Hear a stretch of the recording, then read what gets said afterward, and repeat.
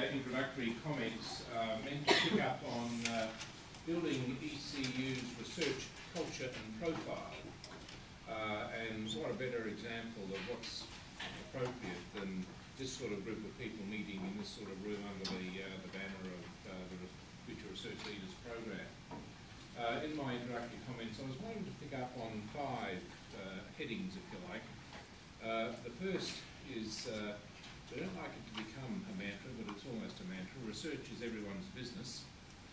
Secondly, I'd like to touch on the indicators of ECU's growing research profile and impact. Then thirdly, want to have a look briefly at our mission, and I'm sure it's a case of just reminding everyone of our mission. The fourth is to give my own sort of personal view of what seems to be going well and perhaps what's not going so well. And finally, just pick up on a few selected priorities in research. And again, that'll be more of a personal view rather than chapter and verse from our research and research training functional plan, although they will be consistent one with the other. And so the notion that research is everyone's business, it's a theme that we're trying to pick up on, and as we welcome people to ECU, those of you that have been for a recent induction will come across this. And the notion that research is everyone's business might be a bit challenging because we are a very diverse university, but I think it's important in a university that we recognise that without research, we don't have a university. And so with respect to research is everyone's business, we don't mean that all staff of whatever classification have to do research directly or indirectly, but I think they certainly have to be supportive of the importance of research to the university, because as I said, without a definable research profile, we won't be seen as a university. When we look more closely at academic staff, or indeed other staff appointed for research activity, we see that most, I think, should be seen as research active and productive. And the sorts of traits that we'd like to see manifest are that people are concerned about their performance. They like the idea of the metrics around their performance and of benchmarking and so on, and that they are also keen to see research as part of their workload, a clear part of their workload, and recognised as such. And it's incumbent upon supervisors to do that. There are, and I'm pleased to say, it's a growing number of staff at the university who would be seen as research intensive. And those are people who lead research, who are highly productive, and we would like them to be mentors to others in the university and to help build research groups and research projects. I mentioned that I'd be interested in touching on a couple of indicators of research, of ECU's growing research profile, and there are several that we can immediately mention. People will have, I suspect, remembered more recently the second round of submissions to ERA, Excellence in Research for Australia, the Commonwealth Government's attempt to quantify quality in research outputs.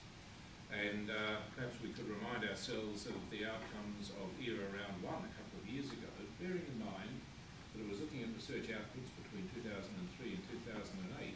I think we were able to derive a lot of pleasure out of the fact that we were seen, and I'm talking about research areas that are deemed in the vernacular at the 2-digit level, which there'd be about 25, not all of them relevant to ECU. But we're able to be seen as being at broad average in 5 of those research areas, 2 of them in health and medical research, covering the range from clinical through to biomedical through to public health, but also getting recognition in areas like environment, in engineering, and in performing arts and creative writing. And there were within those categories, of course, those more focused 4-digit fields of research where we were also seen at world average. We didn't trouble the scorers in some areas like mathematics, physics, chemistry, earth sciences, and other applied areas like veterinary science and agriculture, where we don't actually we don't have it as a feature in our teaching programs. And on the one hand, I'm not fussed that we don't we're not seen as making major contributions to those more fundamental areas. Because that is not to say that we don't have terrific mathematicians, chemists, physicists, and the like. We do. And what is, I think, evident from the outputs is that they are contributing to some of the other areas in which we do have significant research achievement. The other indicators recent of our recognition, I think there are a couple of people around in the room who are part of projects that are being supported by $5.6 million from the Commonwealth Government for our collaborative research networks. 3 areas in health, the other 3 areas being in, well, when I say health, let's be more specific, child mental health, exercise medicine and health services, and the other 3 areas being technology and education, marine and coastal ecosystems, and electronics and photonics with Kamal Almay's group. I was going to say we're the only university in WA to have received such a grant. I just got a note yesterday from a colleague at Notre Dame, and they've been supported in round 2. I don't know whether that's yet public, but they were very grateful for ECU's guidance in helping them get over the line. All good evidence of collaboration. And with the key word of collaboration, further evidence, I think, about our standing is that we are seen as a collaborative university. And the evidence that I'd cite around that comes from 2 studies, one done by Robert Owens, who's the DVC Research at the University of WA, and the other by our own David Howard, who's now the University Librarian. They looked at 2 different databases. In Robin's instance, it was the Web of Science. David used Scopus and asked the question of the identifiable research outputs for ECU and other universities in WA over, in Robin's instance, it was a 10-year period, and for David, 20 years. What proportion of outputs were seen as collaborative, that is, involving an institution other than ECU? And I was pretty impressed to find that over 20 years for ECU, it ranged between 20 and 80%, sorry, it ranged between 60 and 80%, and it's currently sitting at around 80%. So 4 out of 5 of our research outputs on Scopus are recognised, in the last year, are recognised as involving another institution. Robin's analysis, looking at the Web of Science, showed a similar sort of outcome. My recollection is that both analyses show that for ECU, the most likely collaborating university was our colleagues down the road, UWA, followed by Curtin and followed by Murdoch. Interestingly, for UWA, it wasn't quite like that. For UWA, at least in the Web of Science database, it was Walcott Hospital, and then Curtin. And ECU was down at number 15 on their list, but that's not surprising. And the data also showed that we are collaborative with the other universities as well, as is the University of WA, and likewise the other universities. So that important message of collaboration is, I think, something that will be a recurring theme on what's important to us now and will help take us into the future. The final example of recognition, I'm sure you may have heard it a number of times, and that is the Times Higher Education group have looked, well, they've had a history of looking at the top 400 universities in the world based on various criteria, and Australian universities tend to have 3 in the top 100, that sort of thing. They looked at the top 100 universities under 50 years of age, and we were delighted to find that ECU was one of 14 Australian universities in the top 100. It is number 100, and so you might argue that for a little, if we paused for breath somewhere along the line, we may not have got in there.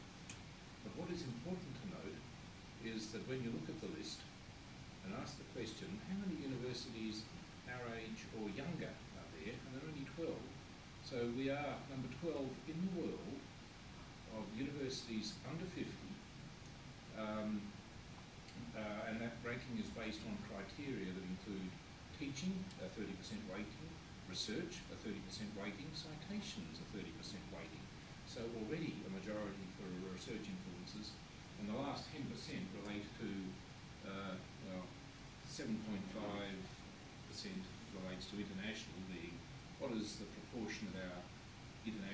domestic staff, the proportion of international to domestic students, and the proportion of our publications show an international collaboration.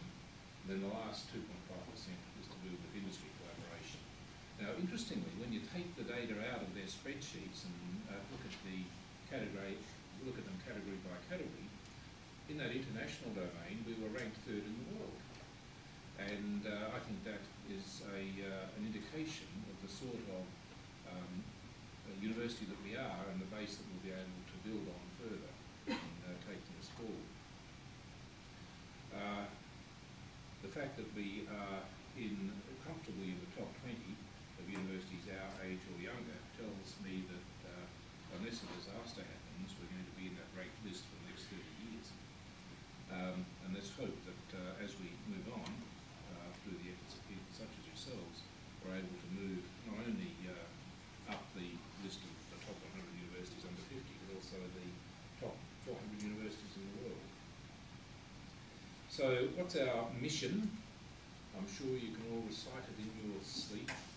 Following on from the notion that research is everyone's business, it is that we do research, teaching and research, but research inspired by engagement and partnerships. And that I think is again a feature of ECU's research profile, that our research activities does exemplify the fact that we are out there collaborating with industry, government, community and the like, as well as other institutions in our research pursuits. That importance of engagement, I think you'll find reflected in the new system we have for looking at research performance, which is adding to the traditional indicators of outputs and inputs like grants and so on. We're adding measures of collaboration. So what's going well at ECU? Well, I think we can look at the data and find that our research income is going well. Our publications are going well. We're publishing more, and the proportion of those publications that are in highly recognised journals is going up. We're also recognised for our creative outputs, and I think that's been a legacy of having had a long-term commitment to them, as manifest in our CPAI, our Creative and Performance Arts Index, sitting beside what is now history, and that is the Research Activity Index, overtaken by Aspire. Our research high degree student enrolments are going up, which is terrific.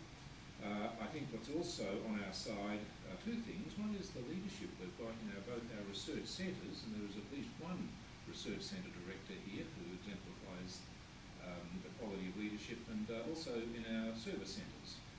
We're really delighted that Margaret has been recruited from her international appointment to join us. But we've also got people like Joe Luca and, of course, Anthony Medhurst, who is Director of the Office of Advancement, but brings a strong commitment to supporting research and for getting, if you like, those non-competitive funds to support research. The final thing that I reckon is going well is the youth. Now, I'm not the person to be talking about it, but I can point to a vast number of people here who exemplify what's important to ECU, and that is young researchers, either in their, if you like, age, but certainly also in their research development, coming in and bringing real vigour to our research activities. What's not going so well? I think we can identify our research high degree student completions. We looked at some survey data around scholarship holders and found that quite a number of scholars that were given scholarships in 2006 and 2007 have not completed. Our completion in that cohort's around 10%. Now, if you've got students who are on scholarships, mostly studying full-time, starting in 06 or 07, you'd expect most of them to have finished. But they aren't. Many of them are still enrolled. So something is not quite right there. If you have been an international student, of course, then you have a much higher likelihood of completing. And so that may well influence the decisions we make around supporting our research high degree students with scholarships. What else is not doing so well? Perhaps you could, I think you could argue that our Category 1 grant performance could improve. The reason I say that is that it's a bit up and down. These Category 1 grants are typified by ARC and NHMRC grants, and they are the so-called Australian or the national competitive grants.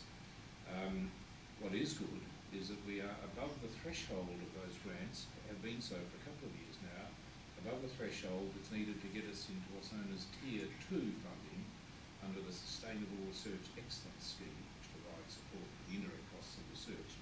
The more we can progress into that, the more we are likely to get funding to support all of those indirect costs that are incurred both centrally and in the faculties. I think also, and it might be premature to be optimistic, but in ERA round 2, which is finishing, where we'll get the data, hopefully before the end of the year, I'm hopeful that we'll see some additional categories in which we are seen as not just at world standard, but also above world standard. Intrinsically, you look at the data and you think, how could they get it wrong? Let's keep the fingers crossed that they don't get it wrong. So just to conclude then, what are a couple of the selected priorities that I'd be suggesting in research? One is that we need to continue to build the culture that this is a research university and that it's important for all of us. And just one example of trying to build the culture, I suppose, is Research Week. September. It has a focus on research high degree students, but it's really there for all to participate in.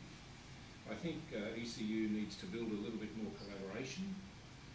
We've got good evidence of external collaboration, and I think our functional plan should put more emphasis now on providing means of stimulating inter-school, inter-research group, inter-faculty collaboration as well.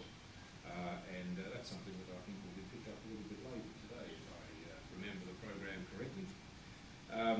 I think we need to be more serious about and more effective in producing metrics around our research performance. And with some of the enhancements under EIM, Enterprise Information Management, I think we will get there. I think there is an opportunity under the heading of e-research to be manifest, amongst other things, in the establishment of what's known as IVEC at ECU, with a focus on the Mount Gawdy campus, but then extending up to Joondalup. IVEC being a collaboration between the 4 publicly funded universities plus CSIRO to establish a supercomputing facility down at Bentley, but more, and also there was the recipient of $80 million from the Commonwealth to build a supercomputing centre called the Pawsey Centre to support radio astronomy, geosciences in Australia and so on, but also some of the things that we'll be more interested in around visualisation, around analysing big data sets and so on. Finally, I don't think you'll be surprised to see that I'd be anxious that we do more to make sure that our HDR, our high degree by research student programs, recruit good students, we build the enrolment, and we get them to a timely and successful completion. And they see the experience at ECU as being enjoyable enough to be actively seeking jobs here. Well, those are the introductory thoughts that I've had. Margaret, I think it's over to you to